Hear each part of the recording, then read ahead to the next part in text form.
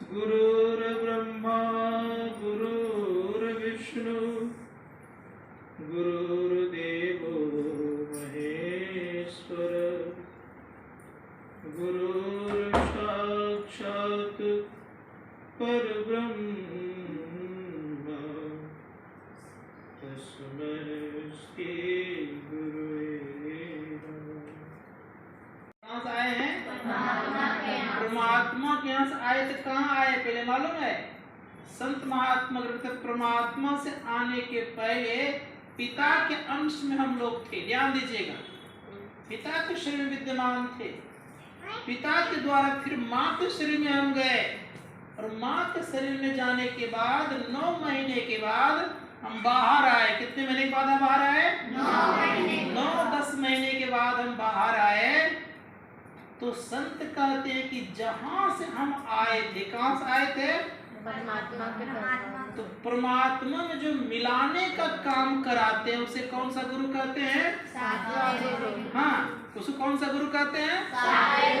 संत महात्मा गण कहते हैं इस तरह की जब स्थिति होती है तब वे गुरु ही बन जाते। क्या बनते हैं? तब वो गुरु ही बनते हैं। सातवें गुरु को प्राप्त करने पर और परमपिता परमात्मा से मिलाने पर वो गुरु बन जाते हैं। समझ गए? 7 गुरु संसार में, चेला सब संसार, सदगुरु सोई जो भवजल उतारे पार। ये संसार क्या क्या जानते हैं? भव कहते हैं संसार को। संसार क्यों कहा गया? यहाँ पर सबको दुख होता है।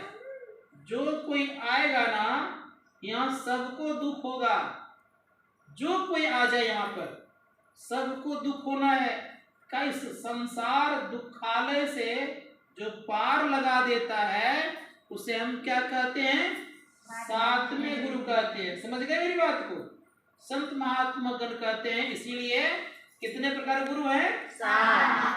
संत कबीर साहब फिर से दोहरा रहे हैं। संत कबीर साहब की पंक्ति है, प्रथम गुरु माता पिता जो रज भी रज की दाता, दूसर गुरु मन की भाई, गिरहवास की बंद छुड़ाई, तीसर गुरु जिन धरिया नामा, ले गाम पुकारे ठामा, चौथा गुरु जिन शिक्षा दिन्ना, सक जग व्यवहार सबय को चिन्ना, पांचम गुरु जिन वैष्णव किन्ना, राम नाम का सुमिरन दिना, छठा गुरु भरमगढ़ तोड़ा, दुविधा मिट्टी एक से जोड़ा, 7वें गुरु सत लखाया, जहां का तत्व तहां पहुंचाया।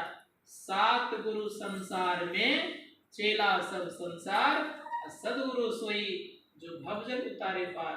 जो संसार सागर से पार लगा दे उसे हम क्या कहते हैं? उसे हम क्या कहते हैं? 7वें गुरु। समझ गए? गुरु को किस तरह मानना चाहिए मालूम है आप लोगों को? गोस्वामी जी महाराज कहते हैं गुरु भगवान का रूप होता है। कैसा होता है? नर मतलब मनुष्य, याद रखिएगा। नर के रूप में ईश्वर होते हैं। कौन? गुरु। कहा कि नर के रूप में ईश्वर होते हुए, इसीलिए गुरु को सर्वश्रेष्ठ कहा गया है। शास्त्रकार कहते हैं जिनके जीवन में गुरु नहीं है, भजन ध्यान करने का उनका जीवन शुरू नहीं है। बात में आ गई आप लोगों को?